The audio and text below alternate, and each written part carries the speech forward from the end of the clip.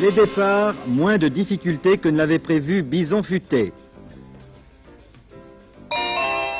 Les soviétiques resteront à Montréal malgré la disparition de leur athlète. Liban, évacuation de Tal el-Zatar encore reportée. Les Chinois sinistrés campent dans la rue dans l'attente d'un nouveau séisme. Ouverture de la saison hippique à Deauville, c'est le dossier de ce journal. Madame, monsieur, bonsoir.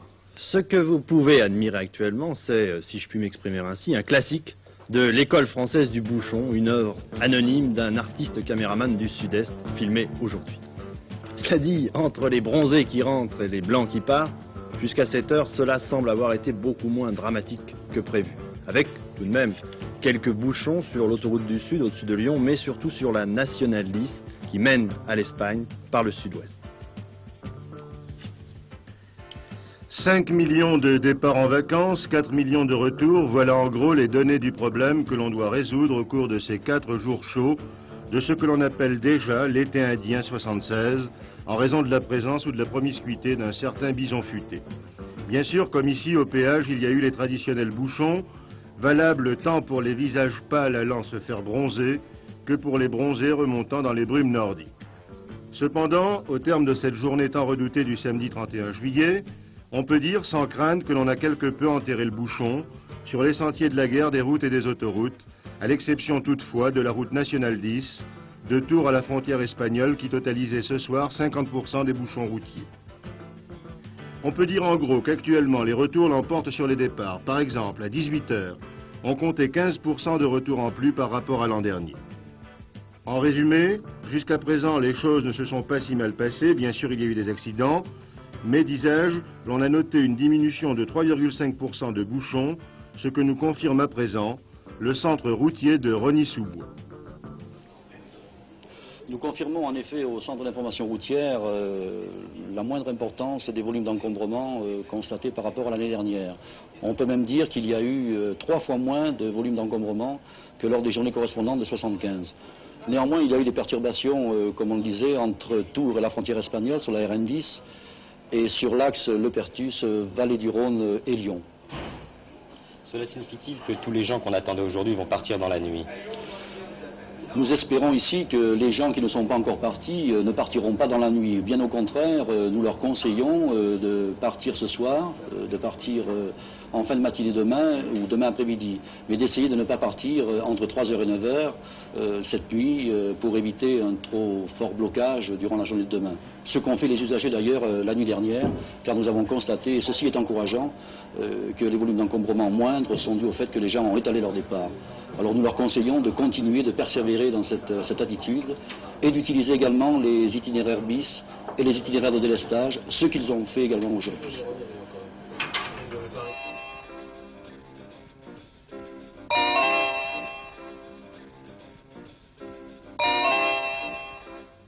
Le début et la fin des Jeux Olympiques de Montréal auront été empoisonnés par la politique. Heureusement, les Soviétiques ont finalement renoncé aujourd'hui à quitter les Jeux Olympiques comme ils avaient menacé de le faire après la disparition d'un de leurs athlètes, le plongeur Sergueï Nemzanov. L'affaire est simple. Selon les autorités canadiennes, le Soviétique a demandé asile. Selon le chef de la délégation russe, l'athlète a été kidnappé. Sergueï Nemzanov, un soviétique de 17 ans, n'était qu'un participant parmi beaucoup d'autres dans un concours de plongeon où il a terminé 9e. Et pourtant, aujourd'hui, il a déclenché le dernier en date d'une longue série de scandales politiques. Car Nemzanov, qui avait disparu du village olympique jeudi, a demandé l'asile politique au Canada.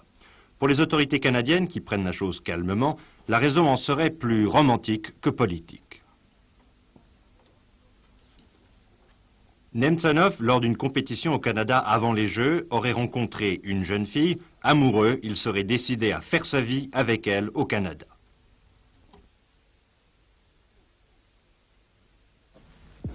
Faux, a rétorqué ce matin le chef de la délégation olympique soviétique. Nemzanov, champion d'Europe de plongeon il y a 1 an, est la victime d'une dépression nerveuse causée par sa mauvaise performance de Montréal. À 17 ans, c'est un enfant, dit-il, il a perdu la tête, et surtout des Canadiens anti-soviétiques ont poussé Nemzanov à demander l'asile politique pour ridiculiser l'Union soviétique. Alors, si Nemtsanov ne revient pas au village olympique, l'Union soviétique se retirera des dernières épreuves et ne participera pas à la cérémonie de clôture des Jeux. Ce soir, la sérénité est revenue au village olympique, les soviétiques ayant finalement décidé de prendre part aux Jeux jusqu'à la fin, à la demande du CIO. Au village, en tout cas, la surveillance des athlètes soviétiques a été renforcée. Il est probable que la version romantique de la disparition de Nemtsanov est la bonne, mais aux Jeux de Montréal, les considérations politiques ne sont jamais loin. Ce coup d'éclat et ce retour en arrière ont deux justifications. Coup d'éclat parce que dans la lutte d'influence que se livrent les grandes puissances en Afrique, la passivité de l'URSS au début des Jeux avait été mal interprétée par les Africains. La balance est à peu près remise en équilibre maintenant. Quant au retour en arrière, puisque les athlètes soviétiques participeront jusqu'à la fin des Jeux, il ne faut pas oublier que Moscou organisera l'Olympiade de 1980 et qu'il est de bon ton et de tradition lors de la cérémonie de clôture que les représentants officiels se transmettent les pouvoirs. Après avoir gagné au début de la semaine le 10 000 mètres, hier soir le 5 000, il va courir ce soir le marathon. C'est un exploit que va tenter de réaliser le Finlandais Viren, un exploit que l'on voudrait bien applaudir sans arrière-pensée. Malheureusement, si Viren affirme qu'il ne doit sa condition physique actuelle qu'à un entraînement très sérieux, d'autres prétendent qu'il s'est soumis récemment à une prise de sang qu'on ne lui a réinjectée qu'au début des Jeux, ce qui lui permettrait d'être plus résistant que ses concurrents. On a tellement évoqué les expériences médicales auxquelles Viren se serait soumis que l'on est tenté d'oublier la fantastique victoire du Finlandais hier dans la finale du 5000 mètres, 2 jours après son succès du 10 000 mètres. Et pourtant, 4 médailles d'or en 2 Olympiades sur les 2 plus grandes distances de l'athlétisme est un exploit unique dans l'histoire des Jeux. Il est vrai que depuis 4 ans, on n'avait pratiquement plus entendu parler de Viren. Et puis soudain, à Montréal, il se réveille, miraculeusement a-t-on dit, pour empocher encore 2 médailles d'or comme à Munich. À partir de là, certains n'ont pas hésité à parler de dopage. Si c'est vrai, ça regarde Viren au fond, même si on peut être inquiet quant à l'avenir des athlètes de haute compétition. Si c'est inexact, c'est de la diffamation, et c'est un mauvais coup, un de plus, porté aux Jeux Olympiques qui n'avaient vraiment pas besoin de ça. Et puis enfin, parler de dopage pour cette soi-disant opération de transfusion à laquelle se serait livré Viren ne semble pas correspondre à la définition habituelle de ce terme.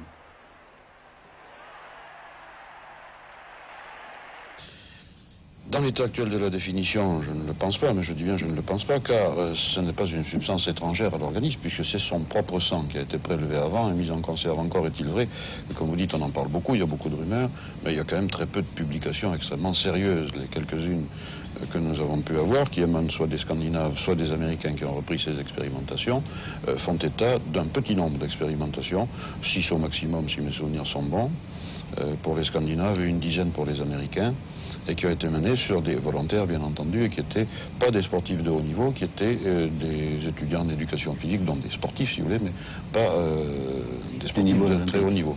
Alors le gain pour un sportif de subir ainsi une injection de sang, de son propre sang, qui a été conservé, lui permet d'augmenter ses capacités de 6%. C'est ce qui est donné par les Scandinaves, c'est le chiffre qui est donné par les Scandinaves, qui demande tout de même un petit correctif, car ils admettent que pendant les 3 semaines qui suivent le prélèvement de sang, qui est un prélèvement tout de même important, puisqu'il est entre 500 et 800 cm3, ils admettent donc que pendant les 3 semaines qui suivent ce prélèvement, il faut suivre un entraînement beaucoup plus léger. Alors, est-ce que le gain de 6% après la réinjection compense la diminution d'entraînement de 3 semaines, ça demanderait à être expérimenté de façon très précise et sur des athlètes de très haut niveau. Par contre, les publications américaines font état de résultats non significatifs. On parle aussi de l'injection de sang enrichi en laboratoire. Alors, de sang enrichi en laboratoire, je crois que c'est une fausse traduction, une fausse interprétation. En fait, ce qu'on peut faire, c'est ne pas injecter le sang total, mais réinjecter simplement le culot globulaire, enfin uniquement des globules rouges, qui sont effectivement les supports du pouvoir oxyphorique du sang. C'est un mot très savant, mais enfin, de transport des gaz du sang. Et c'est les globules rouges qui transportent ces gaz du sang. Alors, on peut soit réinjecter le sang total, soit simplement les globules rouges, ce qui permet de réinjecter moins de volume.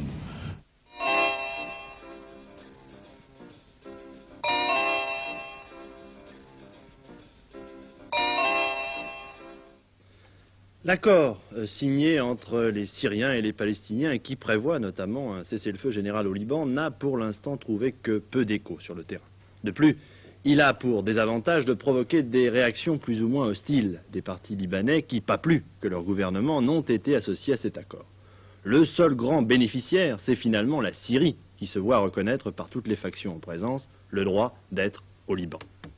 Cela dit donc, sur le terrain, le cessez-le-feu limité à Beyrouth, décrété ce matin, n'a tout de même pas permis l'évacuation des blessés du camp palestinien de Tel el-Zatar. La Croix-Rouge a en effet finalement renoncé aujourd'hui à former ce convoi de blessés qui, demain, pourrait bien ne plus être qu'un convoi mortuaire. Il n'y a plus d'espoir de sauver les quelques 1000 blessés qui s'entassent dans le camp palestinien de Tel Zatar. Pour la 10e fois en un mois, le convoi de la Croix-Rouge qui devait les évacuer n'a pu approcher car aucune trêve n'a été observée. L'une des 2 infirmières suédoises qui se trouvent à l'intérieur du camp a déclaré dans une liaison radio que 4000 blessés s'entassaient dans les abris et qu'il en mourrait 100 par jour, faute de soins et faute de nourriture. De plus, les combattants chrétiens ont coupé l'eau aux quelques 20 000 civils et fédayines réfugiés dans les abris du camp. Une centaine de Palestiniens sont tués chaque jour en essayant de sortir pour trouver de l'eau. Les plus durs des dirigeants chrétiens, comme M. Camille Chamoun, qui s'opposait à la seule évacuation des blessés, ont demandé à la Croix-Rouge d'évacuer tout le monde, civils, combattants, morts et blessés. Mais cela équivaut à la reddition du camp de Tel Zatar et la résistance palestinienne refuse cela. L'agonie du camp de Tel Zatar nous fait oublier qu'un accord a été signé il y a 2 jours entre Damas, la Syrie et les Palestiniens qui prévoyait l'arrêt total des combats au Liban. Étrange accord en vérité car aucun Libanais n'était présent, ce qui permet aux chrétiens de dire « cet accord a été signé dans notre dos, nous ne sommes pas concernés ». Résultat, leurs milices continuent de bombarder allègrement le camp palestinien de Tel Zatar. Mais cette amorce de réconciliation entre la Syrie et les Palestiniens peut être dangereuse pour les chrétiens. Jusque-là, en effet, l'armée syrienne se tenait à leur côté. Or, l'accord de Damas engage à présent la Syrie à faire respecter les droits de la résistance palestinienne au Liban. L'armée syrienne pourrait donc bien réviser sa politique vis-à-vis des chrétiens et jouer enfin un rôle d'arbitre dans cette guerre civile. D'où branle-bas de combat dans chaque camp, les chrétiens extrémistes et modérés se livrent une lutte à mort, la gauche se sent lâchée par les Palestiniens qui ont signé avec la Syrie. C'est l'éclatement. Résultat, le Liban vogue lentement mais sûrement vers le partage. Même si en 16 mois de guerre civile, je n'ai jamais rencontré un seul combattant ou un dirigeant politique qui approuvait le partage, eh bien le partage se fait. Les Syriens font régner leurs lois dans les régions qu'ils contrôlent et ils imposent même leur administration. Les chrétiens ont créé la leur depuis longtemps et les progressistes libanais viennent d'annoncer la naissance d'un véritable gouvernement provisoire dans les régions qu'ils contrôlent.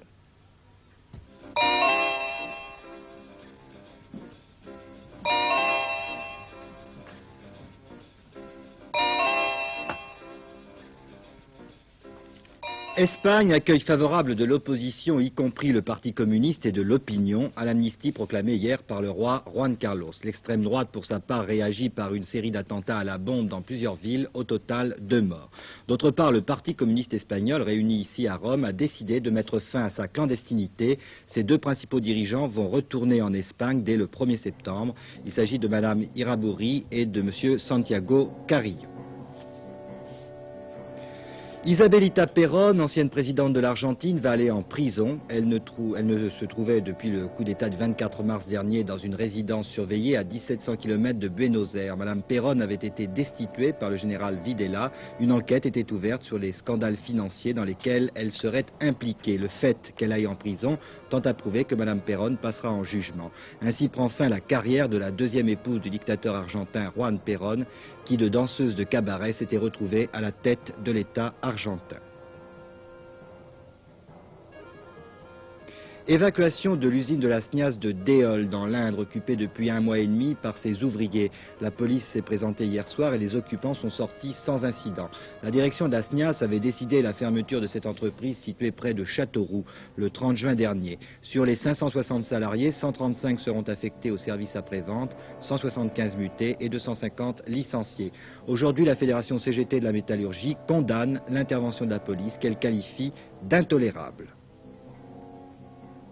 Le malaise au sein de la majorité n'est pas tout à fait dissipé puisqu'une polémique ressurgit entre Jean Le Canuet et Yves Guéna.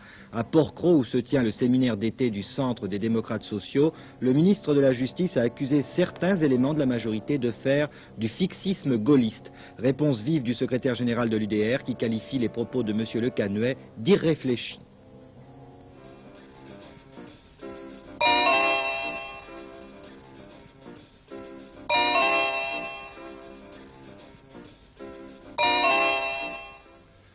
En Chine, après le tremblement de terre de mercredi dernier, on s'attend d'un moment à l'autre à une nouvelle secousse. Bien que les informations qui nous parviennent soient rares, notamment sur le nombre des victimes, ce que l'on sait, c'est que, comme ils y sont habitués, les Chinois ont réagi avec beaucoup de discipline.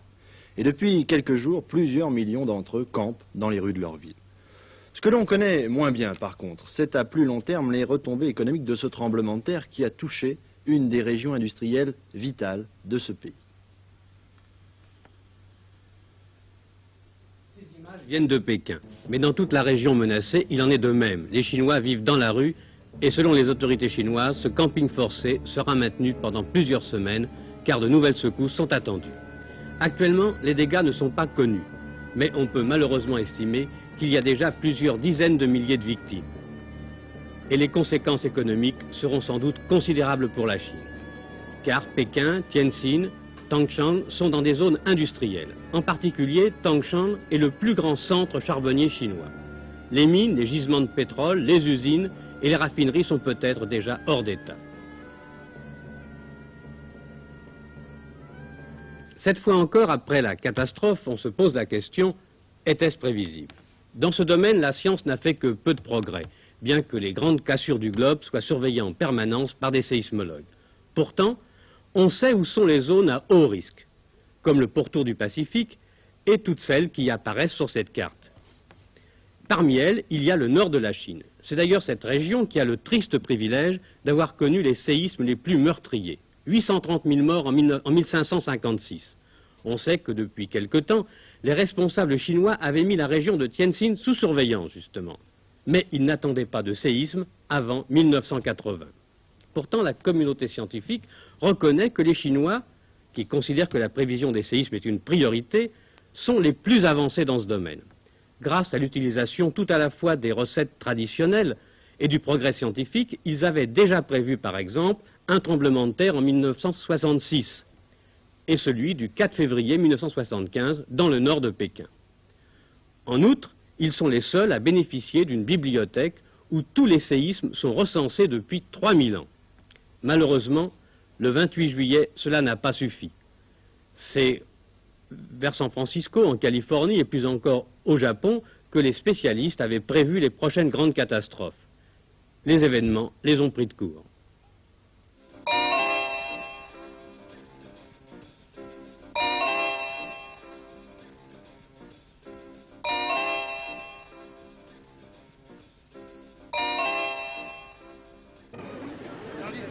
Pour les turfistes, la saison de Deauville s'ouvre demain avec le premier tiercé. Monte-Carlo, Cannes, Deauville, des noms qui évoquent des vacances de luxe, mais aussi des villes surdéveloppées pendant plusieurs semaines par an qui deviennent de véritables unités économiques. Deauville, c'est par tradition la cité du cheval, mais cela coûte cher, on parle périodiquement d'abandonner les courses, bref, on s'inquiète. Cette année, c'est le problème de la sécheresse qui a été le souci de la profession. Sans eau, sans arrosage des pistes, il ne peut y avoir de course. Alors nous arrosons toutes les nuits de 20h à 4h du matin. Nous sommes prêts, les pistes sont suffisamment arrosées, je n'ai pas manqué d'eau et nous avons pu faire tout le nécessaire pour les entretenir. Il est en effet capital pour l'activité économique de Deauville, comme pour ce monde des professionnels, que les courses aient lieu normalement. Deauville et son agglomération reçoivent en effet 100 000 personnes pendant 2 mois, alors que la population normale est de 5 000 habitants, et surtout 400 entreprises commerciales emploient 3 000 salariés. Mais si les professionnels, depuis quelques années, semblent parfois bouder Deauville, c'est surtout pour une question de rentabilité. Il n'y a pas de réticence, le mot c'est surtout que les frais ont augmenté terriblement. Et pour emmener les chevaux à Deauville, il faut avoir des chevaux qui ont une bonne chance. Alors les entraîneurs amènent que les chevaux qui sont susceptibles de gagner. C'est ça. C'est ce qui réduit le nombre des partants. Le prix d'une pension en Maison Lafitte, moyenne, est de l'ordre de 2500 francs par mois. 2500 francs par mois, oui. Et lorsque l'on vient à Deauville, c'est combien? Ça passe 3005, hein, ça peut aller jusqu'à 3005, 4000. L'explication de cela, eh bien, il faut entretenir pendant 11 mois un hippodrome moderne qui ne fonctionne que 17 réunions, toutes se déroulant au mois d'août. Ajoutons à cela que Deauville dispose de 2 champs de course, celui-ci est celui de Clairefontaine. A priori, cela ne semble pas rentable. Alors la question se pose, les municipalités, aussi bien que les sociétés, ont-elles le moyen de faire face à de telles dépenses de prestige? Deauville, c'est le centre de l'élevage français. C'est là où tous les grands élevages se concentrent pour les ventes de yearling, où tous les grands éleveurs se retrouvent l'été en vacances. Donc c'est une tradition qui se justifie par bien des raisons. La gestion est plus coûteuse du fait que les locations sont assez chères et que nous devons loger du personnel, payer des indemnités de logement à ceux que nous ne pouvons pas loger. Il y a des problèmes financiers qui se posent certainement. Si nous étions obligés de faire de grandes économies, ce serait peut-être un problème qu'on envisagerait. Mais techniquement, ce serait malheureux. Messieurs, faites vos jeux. Deauville, c'est aussi le jeu, une image du passé dont on dit souvent qu'elle a tendance à disparaître. Les bancos spectaculaires des rois du pétrole ont disparu. Il semble qu'il y a une très relative démocratisation de cette source de revenus, puisque le nombre des petits joueurs augmente et amène une progression régulière de 10% par an du chiffre d'affaires des casinos. Évolution également dans le domaine de l'habitation. Sur 1500 chambres d'hôtel, on en compte 1200 en catégorie 4 étoiles. Sur 4000 résidences secondaires, 90% sont de grands standings. Il y a une évolution dans la clientèle et cette évolution, elle se fait d'abord en quantité. Il ne faut pas se cacher que depuis 10 ans, la quantité de touristes venant à Deauville, j'aime pas beaucoup le mot touriste parce qu'en fait ce sont des Deauvillais, ils ont des résidences secondaires, mais disons que cette quantité de gens est très importante puisque le développement des résidences secondaires a fait venir une population qui est supérieure à la population sédentaire de Deauville. Il reste que l'essentiel de l'activité évolue autour du jeu, au casino et des courses de chevaux. C'est du moins l'affiche qui attire et qui fait vendre. En un mot, c'est une opération permanente de relations publiques internationales. Alors, dans ces conditions, le problème est entièrement posé. De même que le jeu comble le déficit d'une partie de l'hôtellerie, on peut se demander s'il n'y aurait pas intérêt un jour à aider par tous les moyens possibles au maintien de la grande saison des courses de Deauville. Nous l'avons fait d'ailleurs dans le passé, vous savez. Nous avions sous forme d'une subvention. Aide, subvention, bref, il y a un problème financier qui est celui de l'ensemble de l'activité hippique, la rentabilité. À la suite de la désaffection de certains mécènes dans ce domaine, comme dans d'autres, il semble que l'on soit toujours au stade des vœux plus ou moins réalistes et pas encore à ceux des décisions énergiques. Deauville sans les courses ne serait pas Deauville, mais je crois que les courses sans Deauville ne seraient pas non plus les courses, car les courses ont la réputation de se faire à Deauville, et Deauville est une ville qui s'est accrochée beaucoup là-dessus. C'est un mariage d'amour. Il ne faut pas oublier que c'est nous qui avons la charge de toute la gestion du parc mutuel au bénéfice de tous les attributaires. Alors, ces attributaires, qui sont essentiellement l'État ou certains démembrements de l'État, reçoivent 2,4 milliards chaque année des courses. J'espère que nous garderons Deauville et que, le cas échéant, nous recevrons certaines aides nécessaires. La météo, pour terminer. Aujourd'hui, le temps a été variable et plus frais sur la moitié nord du pays où l'on note une baisse sensible des températures. Demain dimanche, le temps sera généralement nuageux. Toutefois, les éclaircies prédomineront sur le sud de la Bretagne et en Vendée. Quelques ondées orageuses sur le midi et en montagne. L'après-midi, extension du temps variable et frais à l'ensemble du pays. Le Mistral soufflera dans la vallée du Rhône. Ce journal est terminé, mais avant de le refermer, le rappel des principaux titres. Les départs, mieux que prévu, malgré quelques bouchons sur la route d'Espagne. Jeu, pas de retrait soviétique malgré la disparition du plongeur. Liban, toujours aucune évacuation du camp palestinien de Tal el-Zatar. Chine, l'attente en pleine rue d'un nouveau séisme. 22h25, dernier journal avant la spéciale Jeux Olympiques.